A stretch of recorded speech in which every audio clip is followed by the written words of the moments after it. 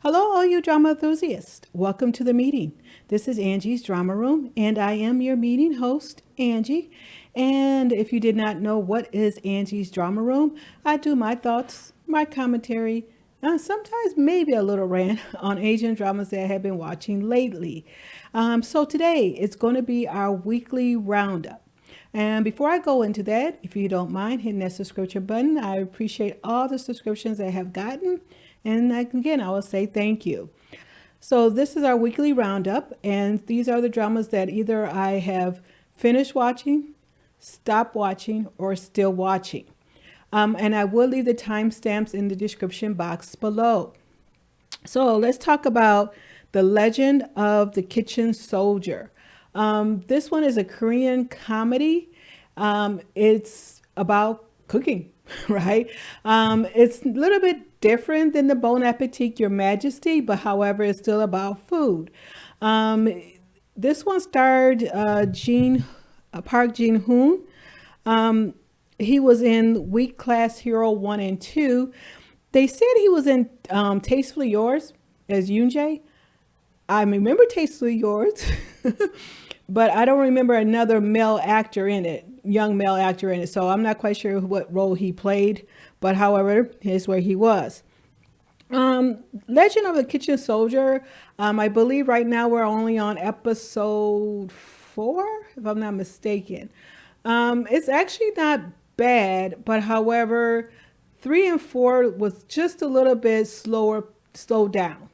1 and 2 was good. It gets you to the point. It gets you in the moment. It was funny. But when I got to 3 and 4, we're just going back to the same motions again. So it has really great casting. I like Lee Sang-yi. He's excellent. I really enjoyed him. And then they had this woman, woman here, Han Dong-hee. It's weird that at this point, she's the only woman in the army. So it's about a guy that went to the army. Now, I think he enlisted. Okay, so it wasn't one of those ones that he had to go. No, I think he enlisted because his father just passed away like a month or two prior. And so he had no prospects of anything to do. His mom was still living. So he went into the army. He was a top trainee. So they sent him to this place, to the camp or whatever, and he ended up but when they got there, they realized that he had no intellectual skills. Not saying he was dumb or anything, he just didn't have any community skills, okay, communication skills or what have you. So they put a little smiley pin on him and told him to go into the kitchen. While he was in the kitchen, he ended up he had like somehow, I don't know, it just kind of happened. He gets downloaded with like a computer type of AI in his mind. And so it projects images on like a filter image, and you just, and on this in front of him. Nobody else sees it but him. And so this is how he develops his cooking skills. It's like a computer game, and he has to level up on certain things in order to get where he needs his cooking level. And so they try to get rid of him. They come back, but anyway. And so they have this woman there who's the lieutenant of the whole squadron. And I was like, that's weird because she's the only woman there. Park Ji-hoon, he's excellent actor. I have nothing against him, but he does a lot of the stoic type of personality. He kind of just has these blank looks and stares, and that's kind of they put him in. But however, I kind of had it just turned on. I really wasn't actively watching it in the last, at least going into the middle of the 3rd episode, going into the 4th episode. 4th episode, it was just on.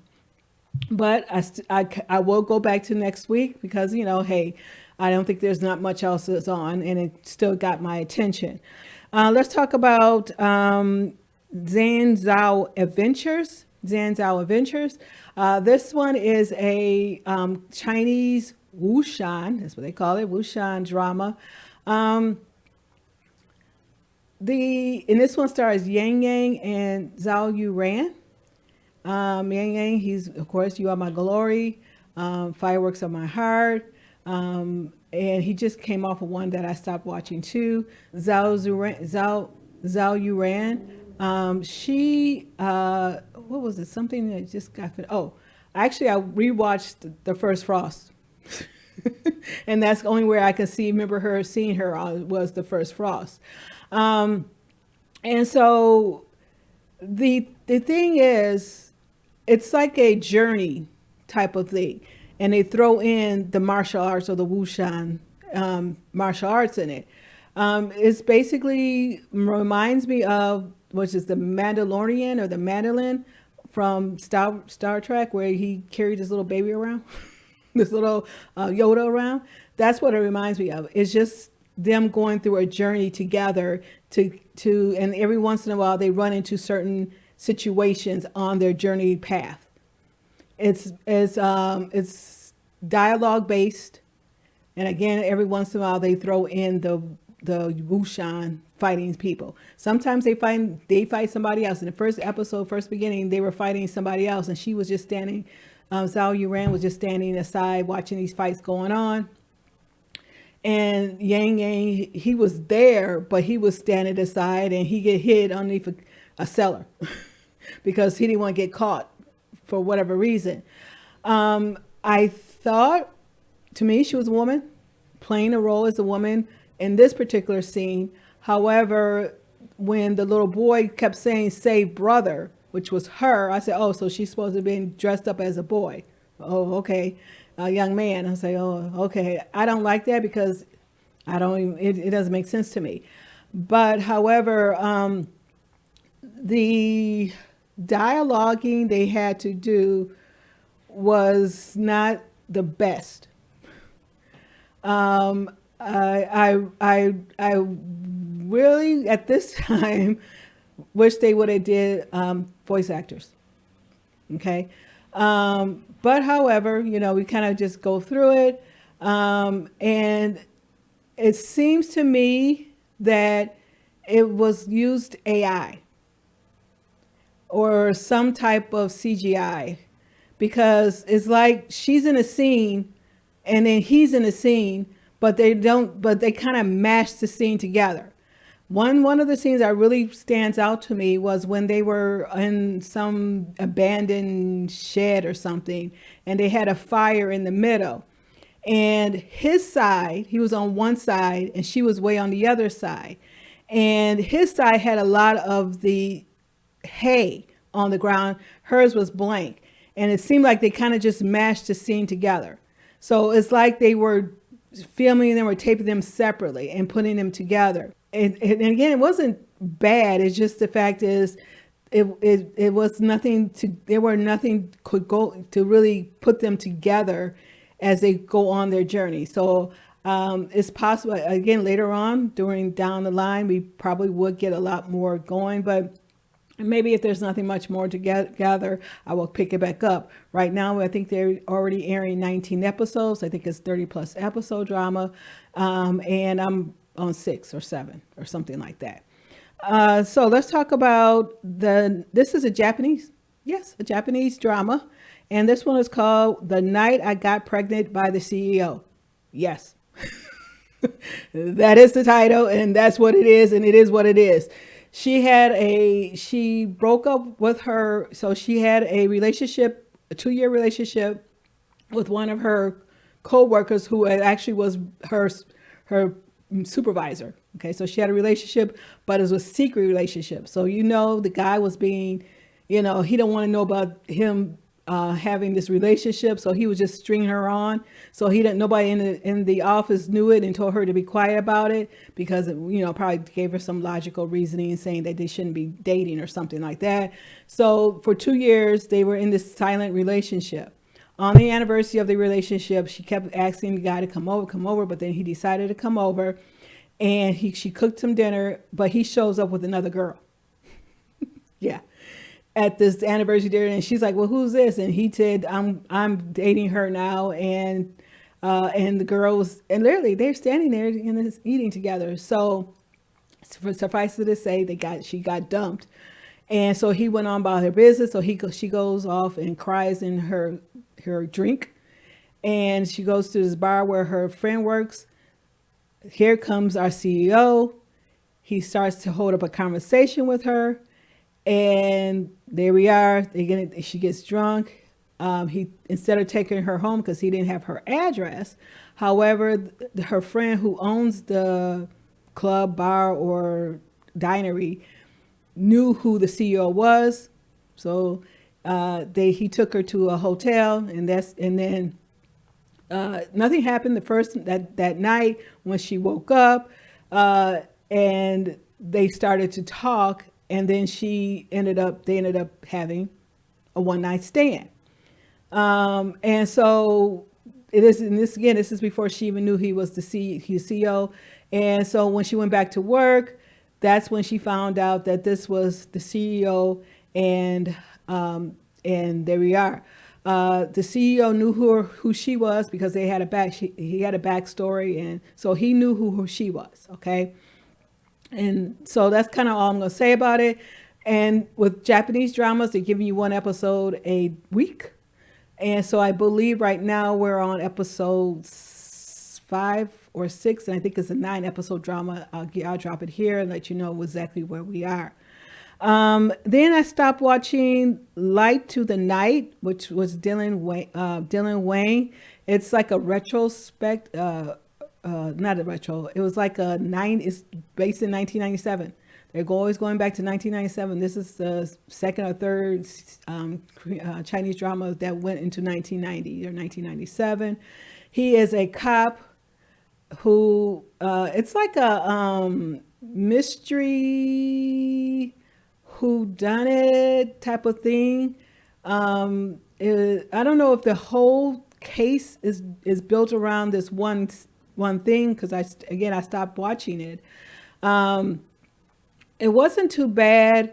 It's just something that I would like to watch. The genre is something I don't want to care to watch. But it was actually not too bad. It was just the genre. It's like one of those things where you have those solving mysteries, how if all the doors were locked and all the windows were closed, how did the person escape? It's like an escape room type of drama. What happened? Where did this person go? Why did this person do it? How do you get out? How did this person get out? So that's kind of where it was. Again, I'm not quite sure I think it jumped back to present day, 10 years later, I think, yeah. And because a clue came up about that incident back that happened in 1997. So they gathered them back together, and so I think it's bouncing back and forth. But again, I stopped watching it. Let's talk about Fate Chooses You. This one was with Alan Wren. I turned it on, and I'm going to tell you about the first episode. So if you at least would have known about what happened in the first episode if you even just turned it on, or if you plan on watching it, it's in the first episode. So it's not necessarily a true spoiler, but however, it just gives you the context of what was going on. He got put in jail, right? This is a costume drama, and he got put in jail because he took the blame of something that happened. I can't remember what happened because it's been a while since I've started watching it. He took a blame for it. So his penalty was execution by 1,000 stabbings. But however, while he was in jail, they allowed him to get married. Why? I don't know. But they allowed him to get married. And so one woman came forward, young lady came forward, which is our female lead, and agreed to do it because her life, she said, was built on jinxed, and she has no prospects or hope because of her family, and that anything that she touches, just basically, that's kind of why she said it. So she said, since she has nothing else to lose, basically, she agreed to marry this man, knowing that he's about ready to die in the next 2 or 3 days. They get married. Then she goes off about her business, right? That's it. They get married. And so he goes and gets his 1,000 stabbings, and dies. And so, and now this might be a spoiler if if you want to stop right here. But however, it didn't make sense to me. And so, so she's, I guess has, she's a Wushan or something. I don't know. She's flying everywhere. So she flew, grabbed the body, and the two soldiers that were watching over the body that was still laying there over with a robe, they said, "What was that?" And they looked, "Oh, the body's gone." Yeah. So she goes against the body and she drags the body so she ends up burying him herself. And, but however, I believe the next day or even that night, I'm assuming, I can't remember exactly, his friend came and digged the body back up, and now he's revived again. Revived. He's alive. That's it. No context, no figuring out why he was alive, and didn't say how he became alive unless it's down the line. But of course, we know these are Chinese dramas, so of course we have a lot of censorship. So I'm assuming they can't really tell you in depth of how he came back to life, but he came back to life. If he was already knowing that he was coming back to life, why would he didn't want to marry this other woman? And I said, well, maybe he needed to get married in order to come back to life. But he said, then his friend was like, "Do you want to go meet your wife?" He's like, "No, we probably will never meet again." So this woman's out here being married, thinking that her husband is dead. So I was like, that makes sense. So now they got this journey. And again, this is one of those journeys where they come together as a journey. And all you really see is there's, again, fighting behind them. Alan Ren and his friends just listening to see what was going on. He hasn't done anything yet. And this is probably episode 2 or 3. So whether it's going to pick up, I don't know. But again, I dropped it. Let's talk about You Are My Fateful Love. It has yet to air, but it's something that it just now came back on Viki right now. So there are 6 episodes, but I am picking that up. It's a romantic comedy. And this is a C drama, and it stars a male lead that does a lot of these dramas. So I'm ready to see that. Let's talk about A Splendid Match. I started it. It wasn't bad. However, I lost interest in it. I lost interest in the journey. I don't know why. I think I'm at this stage where I'm kind of stagnated. You know how you hit a plateau when you're on a diet or something. I'm thinking I'm at that point right now. I think I hit a plateau when it comes to Chinese costume dramas. So I did drop it. I did try to pick it back up. But however, I lost interest in that one. All right, so this one is The Heir. Okay, so it's not, and this is a Chinese costume drama. It's not, or period piece drama. And it's not the one that you would think about, the Korean drama, which would have been Kim Yoo-bin and Lee Min-ho. This one stars Yang Zi and Elvis Han. It started off with Yang Zi and her family, and it was too much going on with the 7th grandmother, and the 4th uncle, and the 5th aunt, and all that. That's how they were naming, how they were talking about these family, and it's about ink. You know, the ink that they had this, right, INK. It was about the ink making, and so she was the heir. Her family was one of the top ink makers of their time. Something happened where they won some type of thing, and they had to send their ink to the capital. When they were there, before they could present it, the Yang Zi's father fell asleep, was drunk and fell asleep, and the ink burnt.